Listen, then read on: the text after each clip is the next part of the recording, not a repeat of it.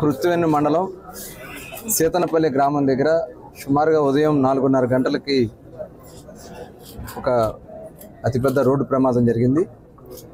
ఈ ప్రమాదంలో దాదాపు 6గురు చనిపోవడం జరిగింది. అలాగే 5గురు తీవ్రంగా గాయపడటం జరిగింది. విషయం తెలిసిన వెంటనే కలెక్టర్ గారు, ఎస్పీ గారు అప్రమత్తమై మొత్తం అక్కడి నుంచి వాళ్ళందరూ కూడా మచిలీపట్నం గవర్నమెంట్ హాస్పిటల్ తీసుకురావడం జరిగింది. నిజంగా ఇది చాలా బాధాకరం, చాలా బ్యాడ్ ఇన్సిడెంట్.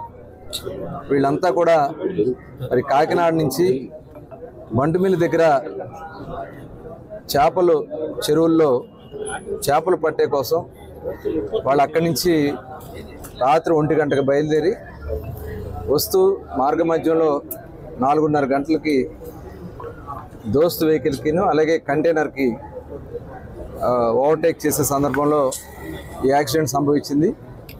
స్పాట్లోనే మరి 6గురు చనిపోవడం అనేది చాలా దురదృష్టం. అంతా కూడా నిద్రలో ఉండగానే వాళ్ళు మృత్యువాత పడ్డారు.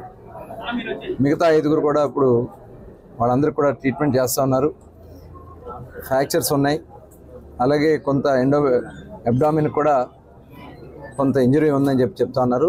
ఒక అతన్ని మట్టికి ఇమీడియట్గా విజయవాడకి షిఫ్ట్ చేస్తూ ఉన్నారు. ప్రాణాపాయ పరిస్థితి అయితే లేదు, కానీ ఇమీడియట్గా అతనికి సర్జరీ చేయాల్సినటువంటి పరిస్థితి ఉంటుంది కాబట్టి ఇమీడియట్గా చేయడం జరుగుతూ ఉంది. ఎందుకంటే చాలా అందరూ కూడా ఫిషింగ్ చేయడం కోసం వచ్చారు. అందులో అన్ని సామాజిక వర్గాలు ఉన్నారు. మత్స్యకారులు ఉన్నారు, కాపు సోదరులు ఉన్నారు, ఎస్సీ సోదరులు ఉన్నారు, అందరూ కూడా ఉన్నారు దాంట్లో. ఇది చాలా బాధాకరం.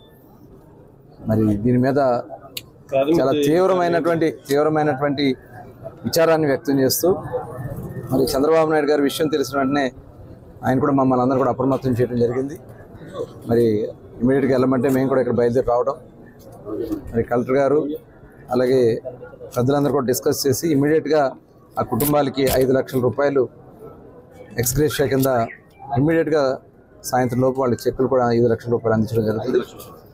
అలాగే ఇంకా చంద్రబాబు నాయుడు గారితో మాట్లాడి ఇంకేదైనా అవకాశం ఉంటే తప్పకుండా ఆ కుటుంబాలకి ఒక్కొక్కరికి 5 లక్షల రూపాయలు చొప్పున 6గురికి 6×5 30 లక్షల రూపాయలు ఇవ్వడం. అవన్నీ కూడా ఇంజూర్డ్ కానీ ఇవన్నీ కూడా ఒకసారి డిస్కస్ చేసి మళ్ళీ ఫైనల్గా వాళ్ళకి ఆదుకోవడం కూడా జరుగుతుంది.